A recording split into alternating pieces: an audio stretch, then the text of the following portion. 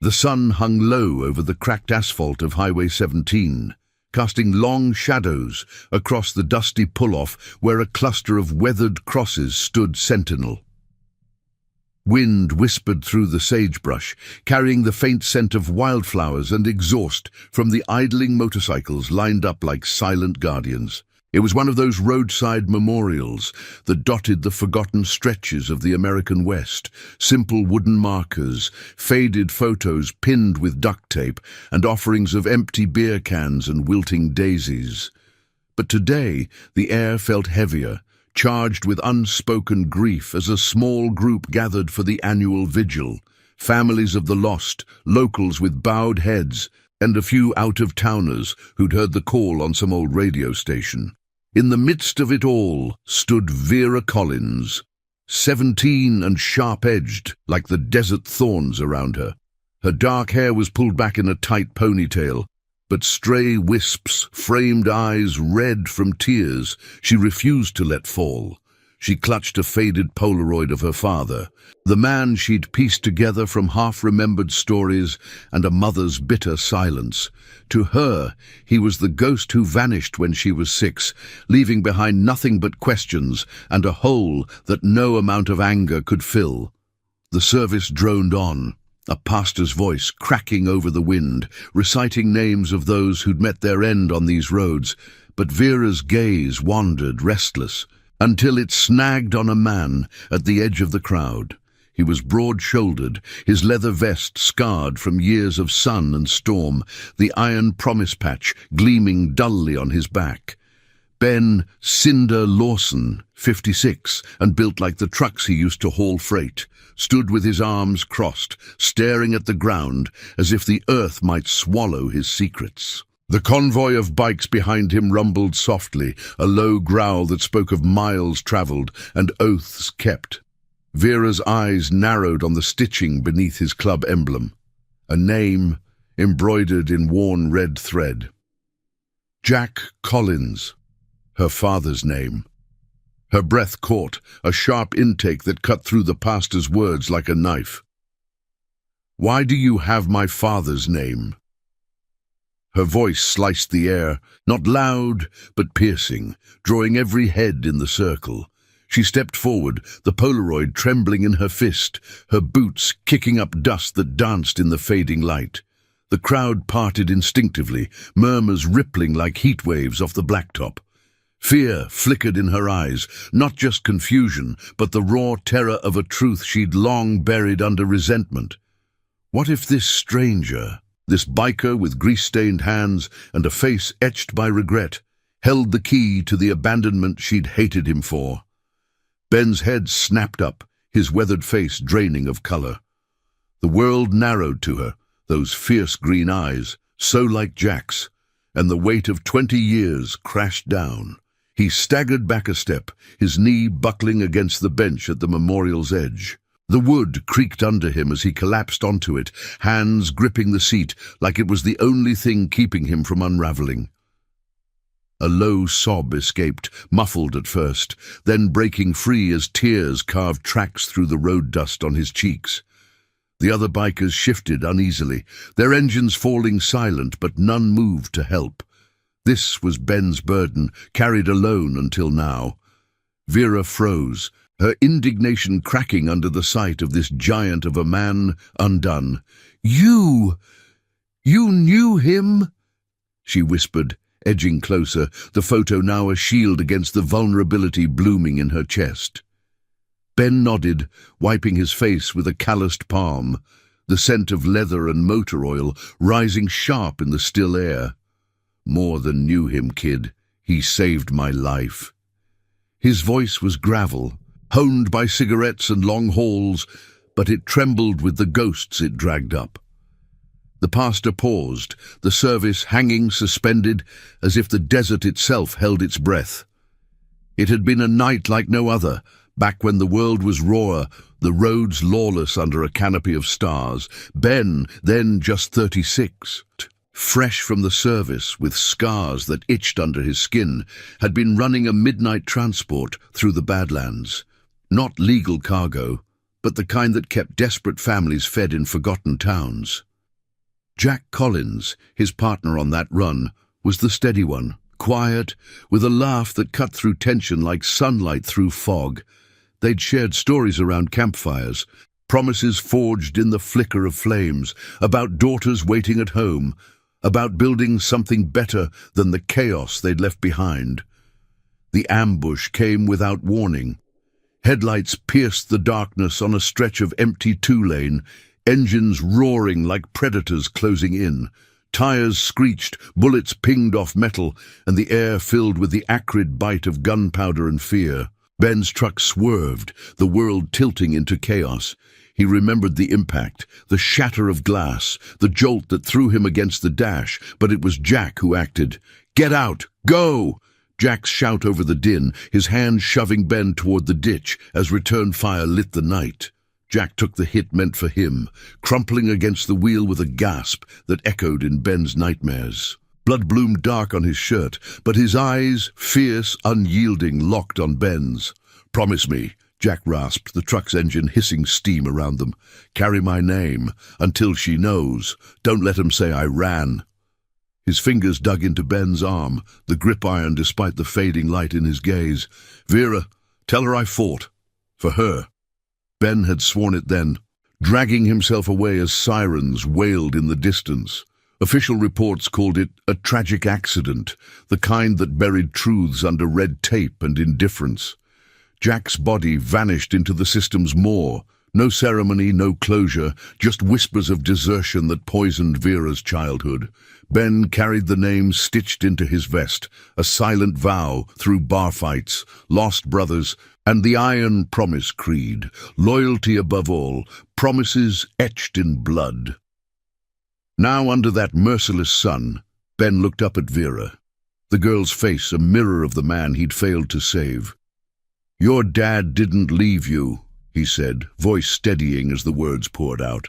"He gave everything to get me clear. That name, it's his legacy. I wore it so it wouldn't die with him." Vera's knees weakened, and she sank beside him on the bench, the Polaroid slipping to the dirt. The crowd watched in hushed awe, the wind carrying away the first soft sounds of her tears. In that moment, amid the crosses and the growl of waiting bikes, a bridge formed, not of steel or stone but of truth long buried. The Iron Promise riders exchanged glances. This was their call now, to unearth the records, summon the witnesses, and rewrite the story corruption had stolen. One promise, kept against the odds, rippling out to heal what time had torn. But as the sun dipped lower, painting the horizon in fire, shadows lingered. Who had silenced Jack's heroism? And what price would they pay to drag it into the light? The road ahead stretched endless, demanding more than words, demanding justice, quiet and unyielding. The dust settled slowly around the bench, like the fading echo of a distant thunder. Vera sat there, her shoulder brushing Ben's, the warmth of his vest a stark contrast to the chill creeping into her bones as the sun bled into the horizon.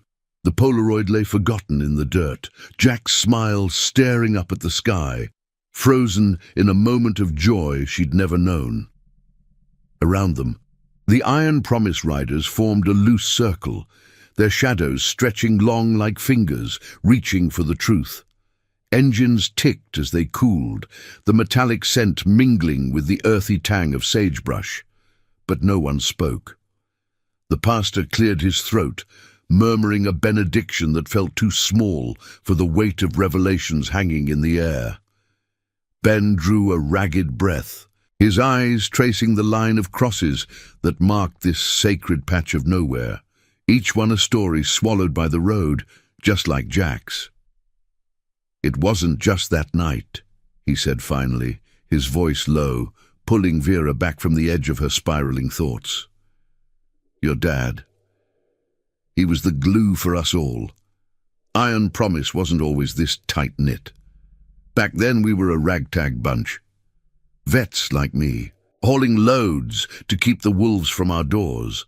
Jack saw the fractures, the way greed was pulling us apart. He made us promise to stick, no matter what, loyalty over everything. Vera turned to him, her green eyes searching his face for lies, but finding only the raw etch of guilt. "Then why'd they say he ran?" "Mom, she told me he just left, took off with some cash and never looked back." The words tasted bitter, like the dust on her tongue, but she needed to hear it shattered piece by piece.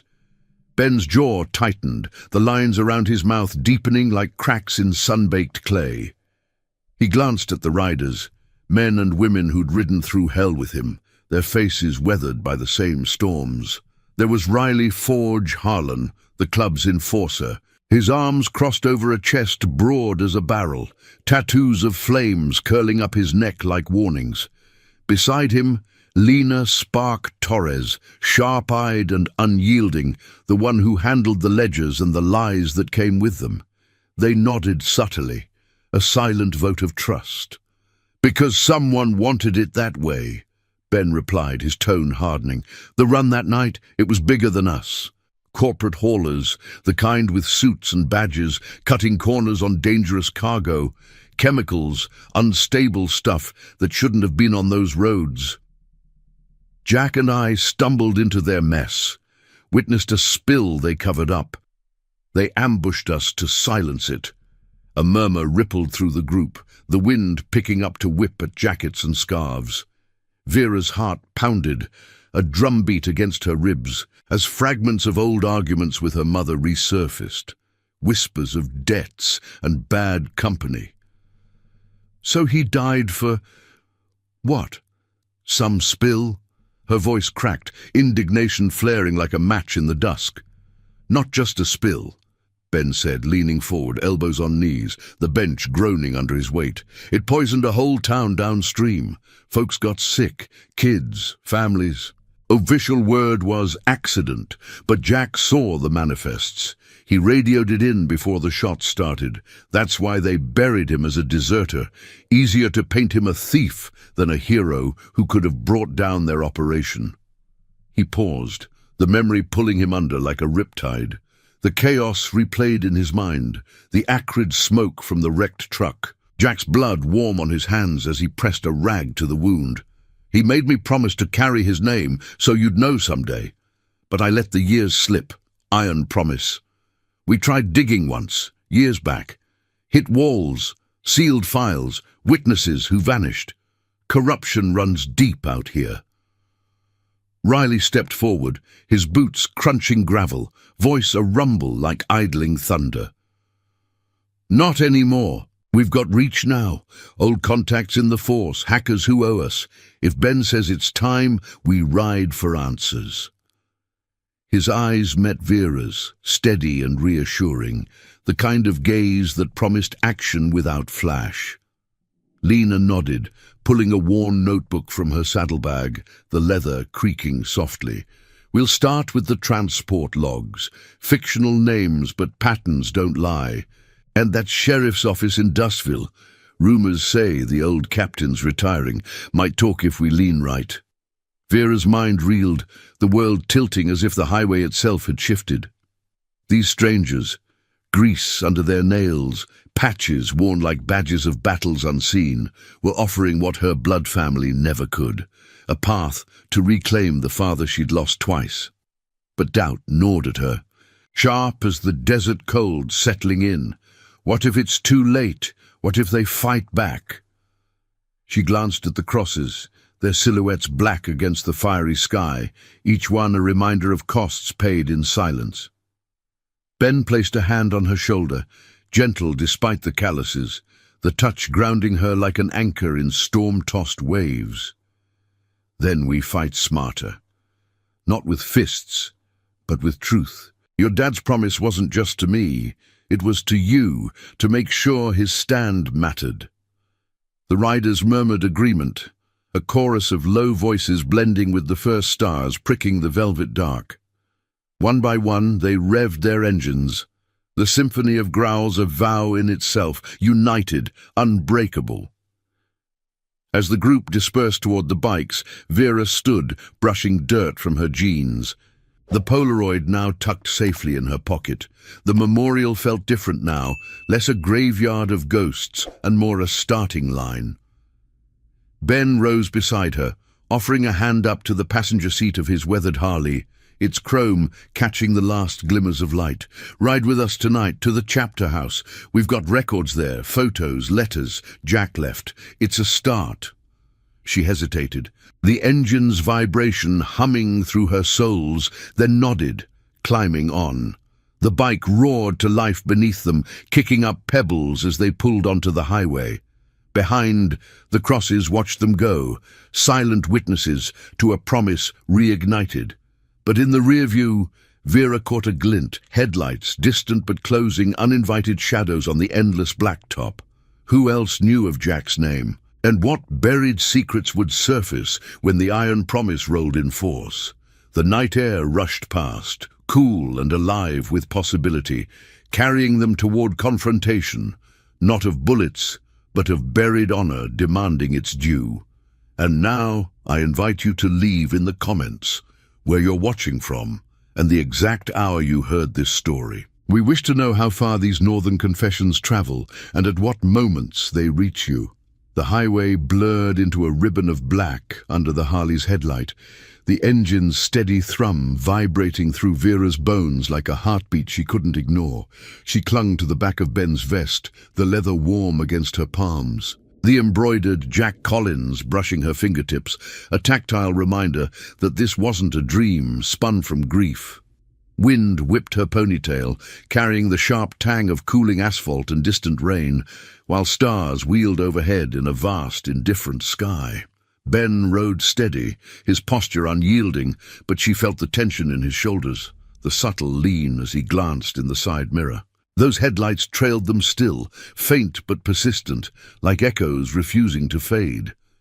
The chapter house loomed on the outskirts of Dustville, a squat bunker of weathered brick and chain-link fence, its iron promise banner flapping like a flag of defiance in the breeze. Floodlights buzzed to life as they approached, casting harsh pools of yellow that turned the gravel lot into a stage. A dozen bikes were already parked in neat rows, chrome gleaming like teeth in the night. Riders emerged from the shadows, silhouettes materializing with nods and low greetings, their boots crunching as they formed up. Riley and Lena were there, dismounting their machines with practiced ease, while others Vera didn't know yet watched from the porch, faces etched with curiosity and quiet resolve. Ben cut the engine, the sudden silence amplifying the night's chorus, crickets chirping in the scrub, the distant howl of a coyote, the creak of the gate swinging open. He helped Vera down, his hand lingering a second too long on her elbow, steadying her as her legs adjusted to solid ground. "This is home for us," he said softly, gesturing to the building. "Not fancy, but it's where promises get kept." The air smelled of aged wood and faint barbecue smoke from an earlier fire, a comforting undercurrent to the uncertainty knotting her gut. Inside, the main room unfolded like a cavern of memory. Walls lined with framed photos of rides and reunions, a massive oak table scarred from countless meetings, and shelves groaning under ledgers and faded maps. A single bulb swung overhead, swaying gently to cast dancing shadows that made the space feel alive, breathing. The group gathered around the table, pulling up mismatched chairs that scraped against the concrete floor. Lena spread out a worn folder, its edges frayed like old wounds, while Riley poured coffee from a dented pot, black and steaming, the aroma cutting through the musty air. Vera slid into a seat beside Ben, her eyes scanning the faces, grizzled vets with stories in their scars, a young mechanic named Jax, whose fingers drummed nervously on his knee, an older woman called Mira, who moved with the quiet grace of someone who'd bandaged too many falls. They weren't family by blood, but the way they leaned in, sharing glances heavy with shared history, spoke of bonds forged hotter than any forge. "Start from the beginning," Vera said, her voice steadier than she felt. "Everything. No holding back." Ben nodded, tracing a finger along the table's grain as if mapping the years. "After that night, I got away clean, hitched a ride to the next town, laid low, but the guilt, it rode me harder than any bike." Jack's last words looped in my head. Tell her I fought. I stitched his name on the vest that week in a roadside motel with a needle and thread from a gas station kit. Iron Promise was small then, just a handful of us swearing to watch each other's backs. We started digging quiet-like, pulled strings with a contact in the transport board, a guy named Ellis who'd owed Jack a favor from the war. Lena flipped open the folder, revealing yellowed copies of manifests, pages stamped with official seals that meant nothing now. These are from the run. See here? She pointed to a line, her nail tapping the paper. Cargo listed as industrial supplies, but the codes match hazardous waste. Jack flagged it on the radio log, time-stamped right before the ambush. We got this from a clerk who retired scared. Said the company pressured her to alter records. The words hung heavy, the room's air thickening as Vera leaned in, the ink blurring slightly under her gaze. It was real, tangible proof that her father's life had been traded for silence. Riley leaned back, his chair groaning, arms folded like barriers. But we hit the wall fast. The sheriff's office in Dustville classified it as a fugitive evasion gone wrong. Jack's file, sealed under some old privacy act, painted him as a deadbeat who'd bolted with payroll. Witnesses from the scene, truckers who saw the lights, either clammed up or moved away. One, a fella named Harlan Tate, vanished after getting a visit from suits in unmarked cars. We think the company buried it to avoid lawsuits from that poisoned town. Folks there still talk about the bad water that took their kids.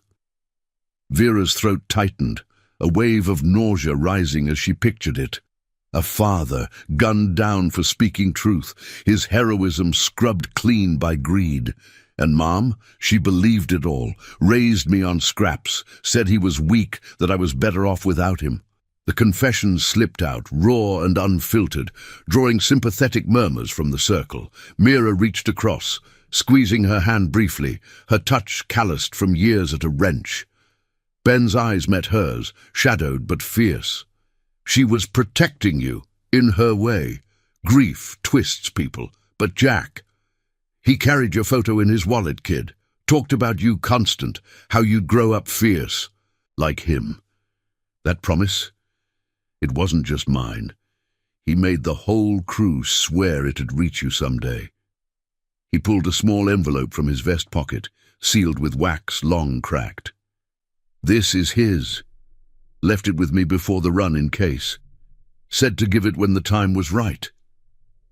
Vera's fingers trembled as she took it, the paper soft and yellowed, smelling faintly of tobacco and ink. She broke the seal carefully, unfolding a single sheet in Jack's scrawled hand. Vera, my firecracker, if you're reading this, know I never ran, fought for what's right, for you. Be strong, love, Dad.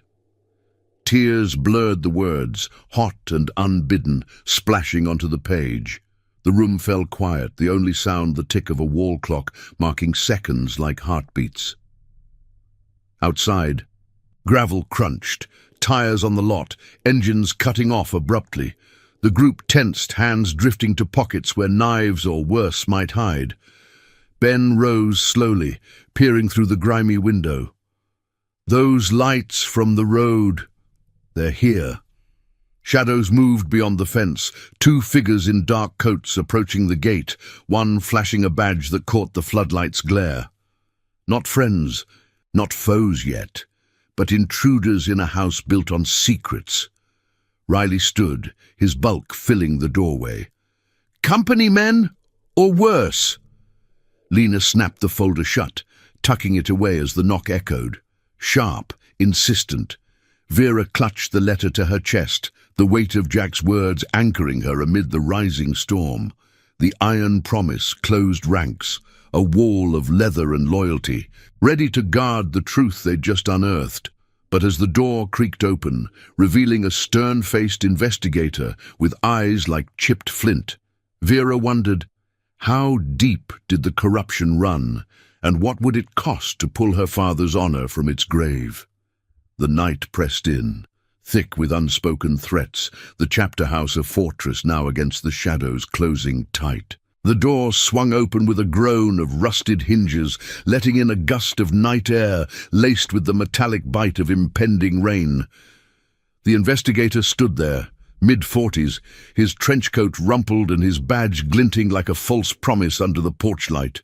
Behind him, a younger partner hovered, notepad in hand, eyes darting across the assembled riders like he was cataloguing threats. The room's warmth clashed with their intrusion, the coffee's steam curling up like wary smoke signals.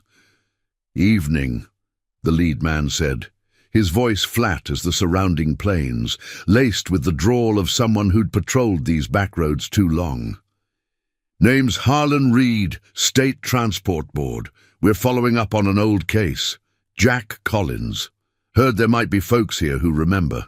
His gaze swept the table, lingering on the folder's edge, peeking from Lena's grip, then settling on Vera, who clutched the letter like a talisman. Ben stepped forward, his frame blocking the threshold, the floorboards creaking under his boots. The scent of his leather vest, worn and oiled, filled the space between them, a subtle barrier.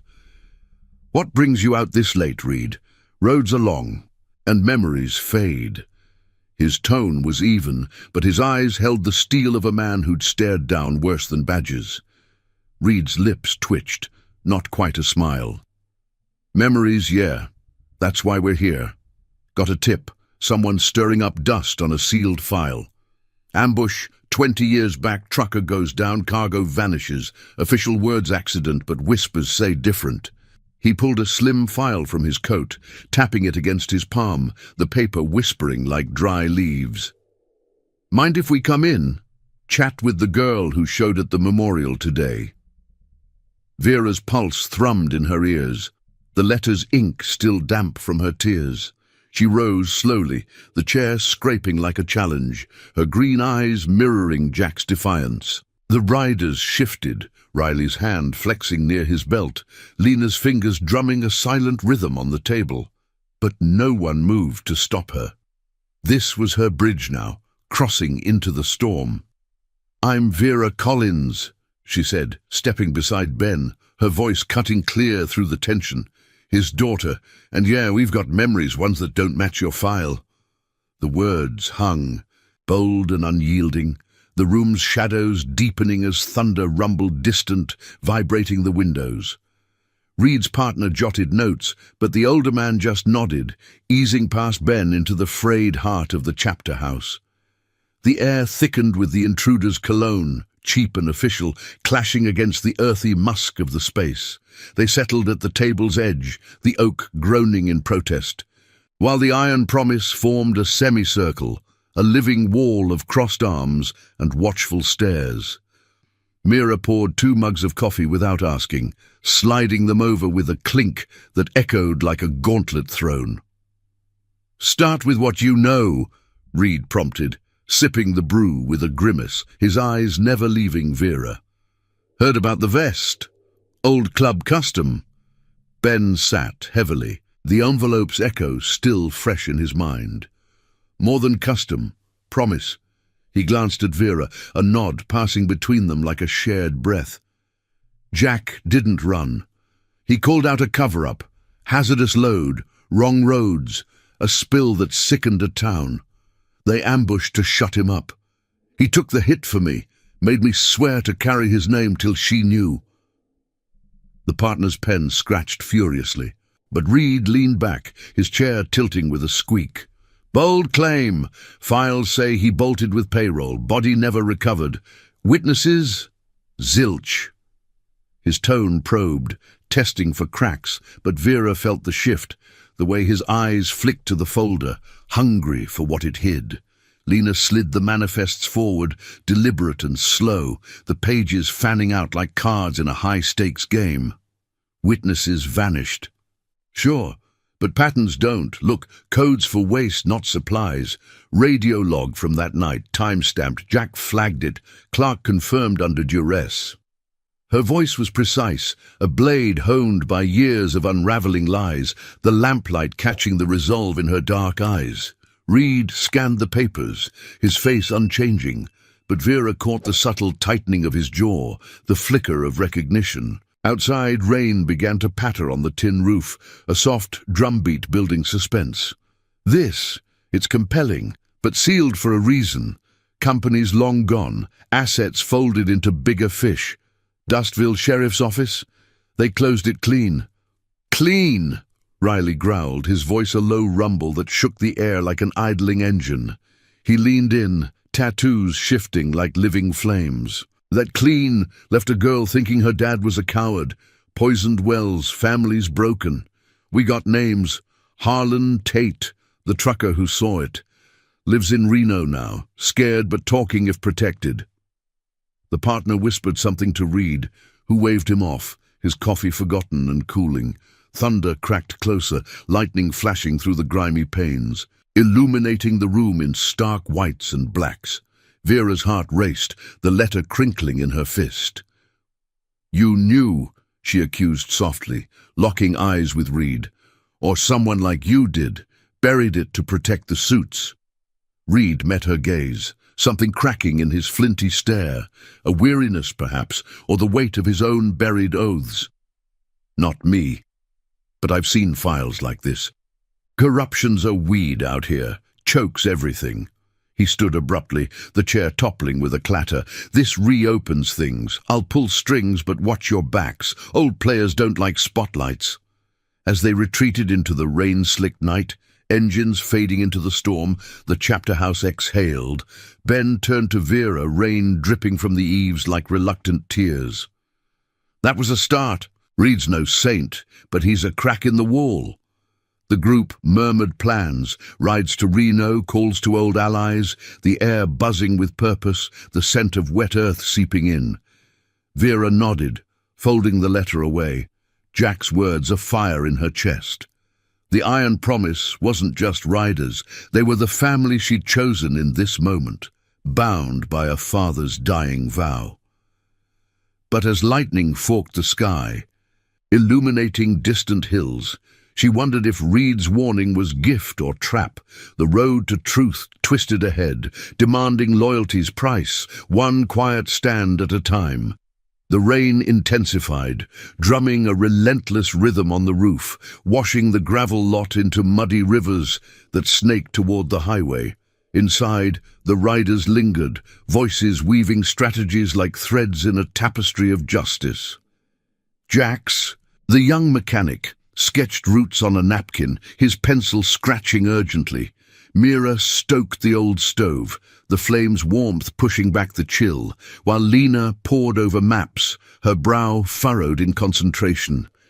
Ben pulled Vera aside to a quieter corner, where faded photos lined a shelf, grinning faces from rides long past, Jack among them, arms slung over Ben's shoulder in a moment of easy camaraderie. The image hit her like a gut punch, the joy in his eyes a stark contrast to the ghost she'd mourned. "He'd be proud," Ben murmured, his voice roughened by the storm's roar. "Of you, standing tall like that."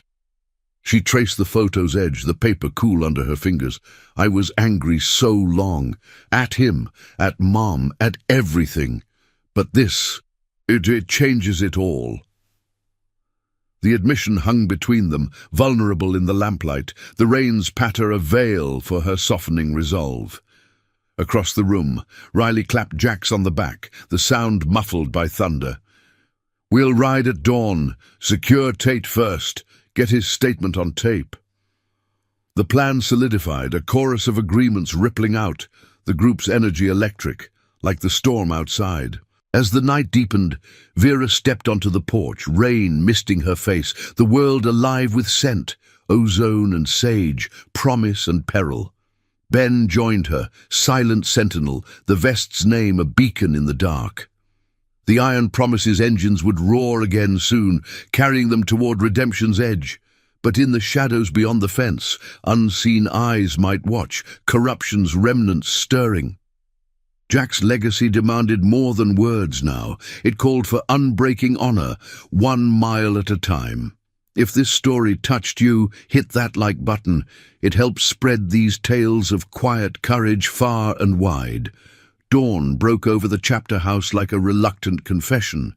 the first rays slicing through the rain-soaked clouds to paint the gravel lot in muted golds. Puddles mirrored the sky, rippling with the drip from eaves, while the air hung heavy with the scent of wet earth and cooling engines. The Iron Promise riders moved with purposeful quiet, loading saddlebags under the floodlight's dying hum. Maps folded crisp, a small recorder tucked into Lena's pack, thermoses of strong coffee passed hand to hand. Vera stood at the edge of the porch, her borrowed jacket zipped tight against the morning chill, watching as Ben checked his Harley's tires, his hands steady, but his jaw set like forged steel. She'd barely slept. Jack's letter folded in her pocket like a talisman, its words replaying in the quiet hours. Be strong. The storm had passed, leaving the world washed clean, but the tension lingered, coiling in her chest like the low growl of idling bikes. Riley barked soft orders, his voice cutting through the mist, while Mira handed out protein bars wrapped in foil that crinkled like whispers. Jax revved his engine once, the throaty roar echoing off the brick walls, a signal that pulled the group together. 12 riders strong, they formed a convoy, leather creaking, boots scuffing gravel, a rolling testament to loyalty's quiet power. Ben nodded to Vera, offering the passenger seat again. Reno's a 4-hour haul, Tate's expecting us but eyes open. Reed's tip might have stirred the nest. She climbed on, the bike's warmth seeping through her jeans, the vibrations syncing with her pulse as they pulled out. The highway unfurled ahead, slick with overnight rain, flanked by scrubland awakening in the light, sagebrush beaded with dew, distant mesas rising like ancient guardians. Wind rushed past, carrying the faint brine of evaporating puddles and the sharp tang of exhaust, the convoy's engines harmonizing in a steady cadence that drowned out doubt, miles blurred into rhythm, the white line flashing under tires. Radio chatter crackling faintly about route checks, Vera's thoughts drifting to fragments of Jack, stories Ben had shared in the night, of a man who fixed engines with the same care he gave promises. The desert stretched endless, heat mirages dancing on the horizon, but camaraderie bound them. Lena rode point on her sleek Sportster, glancing back with a thumbs up, while Riley brought up the rear, his bulk a shield against whatever shadows might follow. By mid-morning, Reno's sprawl emerged, neon signs flickering to life amid strip malls and sun-baked lots, the air shifting to urban grit laced with coffee from passing diners. They veered off the main drag into a quieter neighborhood, rows of modest homes with peeling paint and chain-link fences, the scent of fresh-cut grass clashing with distant traffic hum. Harlan Tate's place was unassuming, a single-story bungalow with a faded American flag limp on the porch, flower pots cracked from neglect. Ben killed the engine at the curb, the sudden silence amplifying the tick of cooling metal and Vera's quickened breath. Tate answered the door after one knock, a wiry man in his 60s, his face a map of sun lines and suspicion, eyes squinting against the glare. He wore a threadbare flannel, hands fidgeting with a mug of tea that steamed faintly, the aroma of chamomile wafting out like a fragile peace offering. "Lawson," he rasped, voice gravel from years of dust and silence. "Figured you'd come calling after all this time. Saw the memorial on the news, girl asking questions." His gaze flicked to Vera, softening just a fraction, recognition dawning in the lines around his eyes. They gathered in his dim living room, the air thick with the musty scent of old books and liniment, curtains drawn against prying eyes. A sagging couch groaned under the group's weight, the coffee table cluttered with faded clippings, yellowed articles about the accident. Edges curled like forgotten regrets. Tate sank into an armchair, the springs protesting, and accepted the recorder Lena set before him, its red light blinking like a watchful eye. "All right," he said, exhaling slow. "That night, I was hauling westbound parallel track, saw the lights first, 3 rigs boxing 'em in, no markings. Shots cracked the dark, trucks swerving like drunkards. One went off-road, flipped into the ditch. I pulled over, heart pounding, but they were gone fast, tail lights vanishing into the black. Vera leaned forward, the room's shadows playing across her face, the letter's weight pressing against her thigh. "And my dad? Jack Collins?" Tate nodded, his mug trembling slightly. "Heard him on the CB before it cut, yelling about the cargo, manifest showing poison, not freight. 'Tell someone,' he said, 'for the town.' Then static. I crept up after, found the wreck smoking, glass everywhere. Saw a body slumped. Didn't get close, but it was him. Jacket like yours, Ben. No sign of the attackers, but I caught a plate on one rig. Corporate plates, the kind big haulers use. Reported it anonymous, but next day. Suits at my door, offering hush money. Took it, scared for my family. Been looking over my shoulder since." The words landed heavy, the recorder capturing every pause, every hitch in his breath. Ben's hand rested on Vera's knee, a grounding pressure amid the revelations, the air humming with the low buzz of a ceiling fan, stirring dust motes like ghosts. Lena jotted notes, her pen scratching precise, while Riley stood sentinel by the window, parting the curtain occasionally to scan the street. Empty, but the unease prickled like static before lightning. Tate leaned in, voice dropping to a whisper, the tea forgotten and cooling. They folded the company into Apex Logistics years back, bigger fish, deeper pockets. But that spill, it hit Dustville hard. Wells tainted, cancers rising quiet. Official reports blamed drought, but I kept copies. He slid a drawer open, revealing a shoebox of documents, photos of the wreck site, blurred but damning, with twisted metal and dark stains suggesting struggle, ledgers with crossed-out entries, signatures that matched the manifests. Vera's fingers brushed the photos, the glossy surface cool, images searing into her mind, the ditch scarred by tires, a vest fragment snagged on brush, echoing the one Ben wore. Tears pricked, but she blinked them back, Jack's strength flowing through her like desert wind. This proves it. He wasn't running. He was fighting. Tate's eyes met hers, weary but kind. "Your pa was a good man, saved more than Ben that night, tried to save a whole town. Use it wise. They buried it once, won't hesitate again." Outside, the sun climbed higher, baking the sidewalk, the neighborhood stirring with distant lawnmowers and children's laughter, a stark counterpoint to the shadows in the room. As they wrapped up, Tate signing a sworn statement with a hand that shook only slightly, Riley's voice cut through from the window. "Company van, 2 blocks out, circling slow." The group moved fast, bikes firing up in a symphony of urgency, the shoebox secured in Lena's bag. Vera mounted behind Ben, the engine's roar drowning her racing thoughts, the convoy peeling away in a cloud of dust that hung like a veil. Reno's streets twisted under them, the van's glint in the rear view, a persistent shadow, engines straining as they pushed toward open road. Corruption's tendrils reached far, but the iron promise rode united, Jack's truth their fuel, unyielding, burning bright against the gathering storm. Ben glanced back once, his voice lost to the wind, but his eyes promising, "We finish this." The highway called, demanding one more stand, loyalty's fire forging the path ahead. The highway twisted like a serpent under the relentless midday sun, heat waves shimmering off the blacktop and turning distant Joshua trees into wavering phantoms.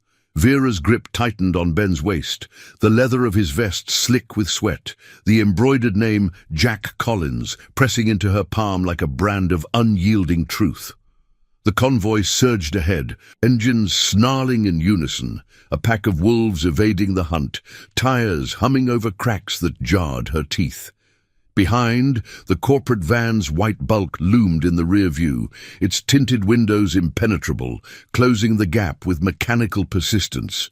The air rushed past, thick with the scent of sun-baked asphalt and the faint, acrid bite of burning rubber from an earlier evasive swerve. Ben leaned into a curve, the Harley banking low, wind tearing at Vera's jacket as if trying to strip away her resolve. "Hold on!" he shouted over the roar, his voice gravelly but steady, the vibration of the bike sinking with the thunder in her chest. Ahead, Lena signaled a split, half the riders veering toward a dusty service road flanked by sheer rock faces, the others, including Riley's thunderous chopper, holding the main line to draw pursuit.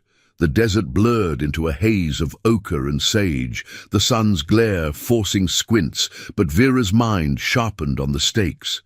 Tate's box of secrets strapped secure in Lena's saddlebag, a Pandora's trove that could shatter the lies once and for all. Riley's voice crackled over the helmet comms, faint but fierce. "They're splitting. 2 more vans inbound from the east. Apex muscle, no doubt. We shake 'em at the canyon cutoff." The plan was simple, born of years on these unforgiving roads. Use the terrain.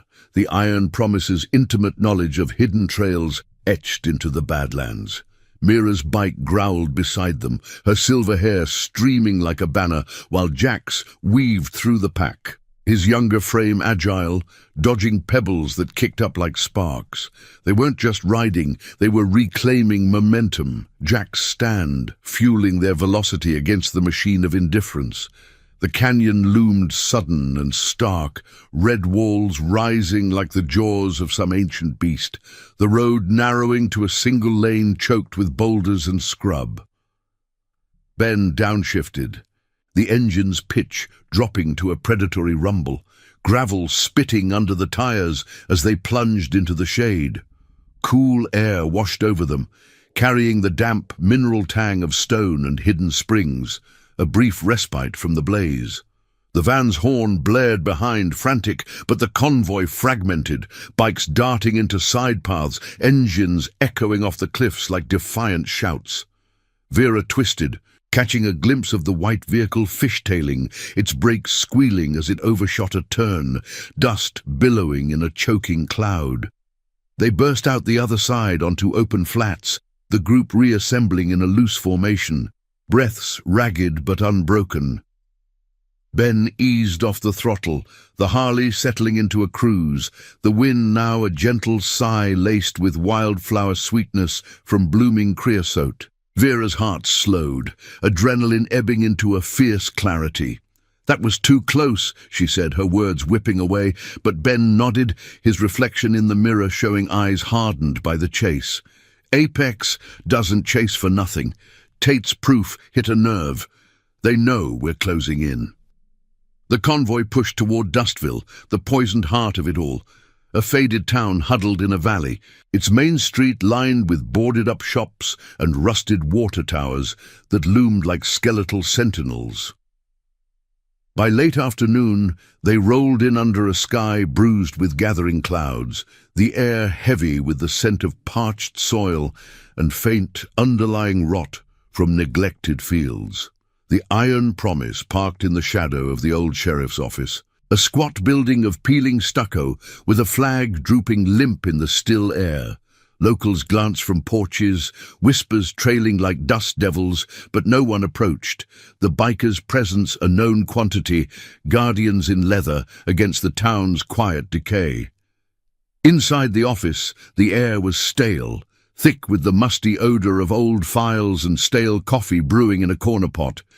Captain Elias Grant, retired but lingering like a ghost in his corner desk, looked up from a stack of yellowed reports, his face a weathered map of regrets. Deep lines from squinting at horizons, eyes dulled by decades of looking the other way.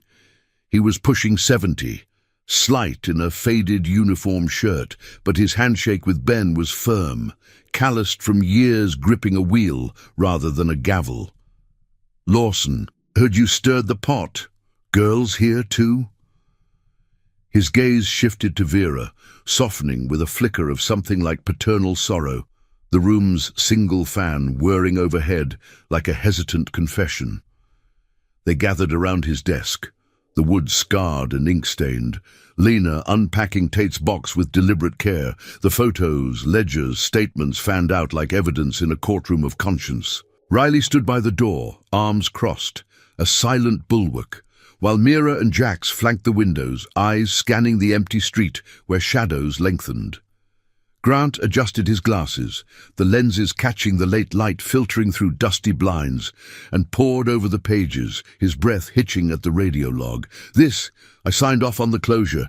Pressure from above. State board. Apex reps breathing down my neck. Said it was clean or heads roll, but I knew that spill. Wells went bad overnight, buried the tests, called it natural. Jack's call came through my dispatch, clear as day, warning about the cargo. Then nothing.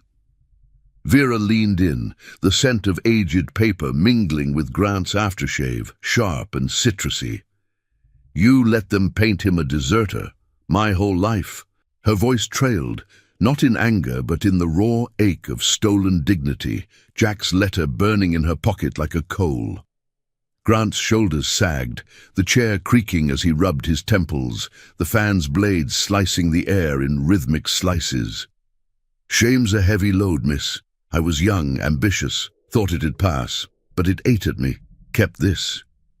He pulled a drawer, revealing a sealed envelope, its flap brittle with time. Jack's final report, unfiled, timestamp matches, proves he radioed the hazard, demanded backup. They jammed it after, but I held the original log. Ben's hand found Vera's shoulder, a steady anchor amid the revelations, the room's tension coiling like the spring in the old clock on the wall. Lena snapped photos with a small camera, the shutter clicking soft and insistent, while Riley's low murmur confirmed, "Street's clear, but that van's been spotted circling the outskirts." Grant nodded, signing an affidavit with a pen that scratched like truth clawing free, his signature looping bold despite the tremor in his hand. "Take it to the board. Reed's you're in. He's clean, owes me from the academy, but Apex, they'll fight dirty. Suits with lawyers, not guns, but it cuts deeper." As they filed out, the sun dipping low to cast the town in amber glows, Vera paused at the door, turning back. Why now? After all this time? Grant met her eyes, the weight of unspoken oaths lifting slightly. "Because promises outlast badges. Your dad deserved better. We all do." The convoy reformed under twilight's hush, engines purring to life, the air cooling to carry hints of rain-scented dust. Vera climbed on behind Ben, the Harley's warmth a familiar embrace, the sheriff's envelope secure with the rest. They rode out as stars pricked the indigo sky, Dustville shrinking in the mirrors, a town redeemed in small measure by one man's late confession. But the van's distant headlights flickered again, persistent as corruption's shadow, hinting at the final push. Jack's legacy wasn't buried anymore. It roared with them, demanding a reckoning where honor met the machine head-on, loyalty's quiet fire illuminating the road to closure. The twilight deepened into a velvet shroud as the convoy thundered toward the state board offices in Eldridge, a nondescript city clinging to the edge of the Badlands, like a forgotten outpost. Vera's arms ached from the hours of riding, but she held fast to Ben, the Harley's frame a steady pulse beneath them, chrome flashing under passing street lamps that flickered like hesitant stars. The air had cooled to a crisp bite, laced with the urban tang of exhaust and distant rain. The pursuing van's headlights, now a faint smear in the mirrors, outmaneuvered at last by the canyon's twists and the iron promise's unerring grit. Lena led the pack, her saddlebag bulging with the weight of truths. Tate's shoebox, Grant's affidavit, the manifest that peeled back layers of deceit like sunburnt skin. Eldridge unfolded in sodium glows, low-slung buildings with neon signs buzzing faintly, parking lots empty, save for the convoy's growl as they pulled into the board's shadowed lot. The office loomed, a glass-fronted monolith reflecting the night sky, its lobby light spilling out like an invitation laced with caution. Reed waited at the curb, trench coat slung over his arm, cigarette glowing cherry red as he exhaled a plume that twisted in the breeze. His partner's car idled nearby, but the younger man's face was absent, replaced by a terse nod from Reed, eyes shadowed under the brim of his hat. "Lawson," Reed greeted, voice low as the group dismounted, boots crunching on loose gravel that whispered underfoot. The scent of cooling engines mingled with his tobacco smoke, a gritty perfume for the reckoning ahead. "You made good time. Evidence?" Ben handed over the bundle without a word, the papers rustling like dry leaves in autumn wind. Vera stepped forward, her borrowed jacket zipped against the chill, Jack's letter a folded weight in her pocket, its edges worn from endless touches. Inside, the lobby's fluorescent hum greeted them like a sterile heartbeat, linoleum floors echoing their steps as Reed led them to a back conference room. The air was cool and conditioned, smelling of printer ink and stale donuts from a side table, a far cry from the chapter house's earthy warmth. A handful of board officials waited, suits with clipped hair and notepads, faces impassive as stone. But Reed's presence shifted the dynamic, his badge a quiet authority cutting through the bureaucracy. The iron promise filled the doorway, a wall of leather and resolve. Riley's bulk, Lena's sharp gaze, Mira's steady hand on Jax's shoulder. They weren't intruders, they were the conscience the room had long ignored. Vera took a seat at the polished table, the wood smooth under her palms, contrasting the calluses she'd earned gripping Ben's bike. "This is about my father," she began, her voice clear, slicing the room's murmur like a knife through fog. "Jack Collins. 20 years ago, he died exposing a cover-up.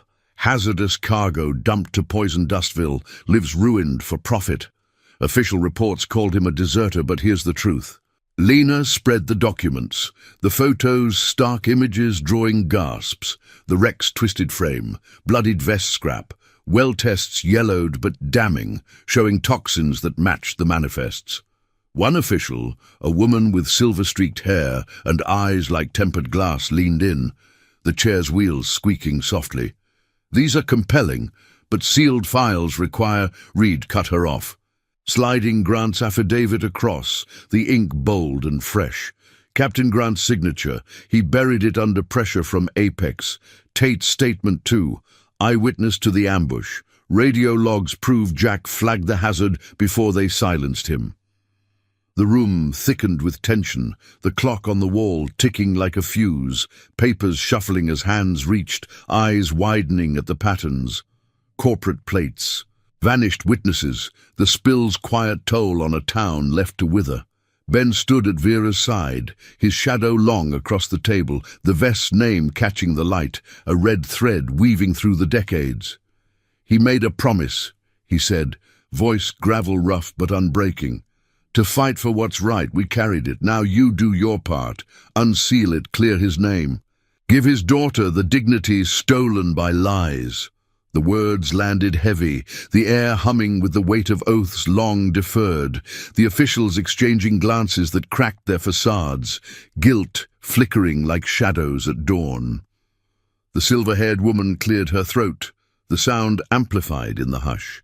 "We'll convene immediately. If this holds, and it appears to, Apex faces audits, reparations for Dustville, Collins' record. It'll be amended. Hero, not fugitive." Murmurs rippled, nods passing like reluctant waves, but Vera felt the shift. Justice uncoiling, slow but inexorable, the machine bending under truth's quiet pressure. Hours blurred in the room's confines, questions probing like spotlights, the convoy waiting outside with engines off but ready, the night's chill seeping through vents. Finally, as pre-dawn light grayed the windows, Reed emerged with a sealed packet, amended reports, Jack's heroism etched in official black and white, a commendation for valor that would reach Vera's mother, rewrite the stories poisoning her youth. "It's done," Reed said, handing it to Ben, his face etched with a weariness lifted slightly. "Apex lawyers will squirm, but the board's moving. Town gets clean water funds. Your man's legacy. It's free. Vera took the packet, fingers tracing the seal, tears hot on her cheeks, but her chin lifted high. The lobby doors swung open to the awakening world, the convoy stirring as engines coughed to life, a symphony of low rumbles greeting the rose-tinged horizon. She climbed behind Ben one last time, the Harley purring beneath her, the wind rising cool and promising as they rolled out, Dustville bound, to lay the truth at the memorial's feet. The crosses stood sentinel in the morning light, dew-kissed and gleaming, the sagebrush whispering approval as the group arrived. Vera knelt at the spot where it began, placing the packet beside Jack's faded photo. The papers a bridge from grave to grace. Her mother waited there, summoned by Ben's call, eyes wide, arms opening as sobs broke free, the whole of years mending in shared tears. The iron promise encircled them, silent guardians, their patches a tapestry of chosen kin. Ben knelt beside Vera, his hand on her shoulder, the vest's name now a shared emblem. "He kept his promise," he murmured. The desert air alive with wildflower scent and the faint hum of distant traffic. "So did we." She nodded, the weight lifting like mist under sun, Jack's firecracker spirit burning bright in her chest, redeemed, unbroken. As the sun climbed, painting the highway in gold, the convoy formed up for the ride home, engines roaring a final vow, loyalty's legacy etched in miles and honor, enduring against all shadows. The road stretched endless, but now it led to light, quiet courage victorious, a father's stand echoing forever in the hearts it saved. Thank you for riding this journey with us. If these stories of unbreakable promises and chosen family resonate, subscribe for more tales of quiet heroism that light the way.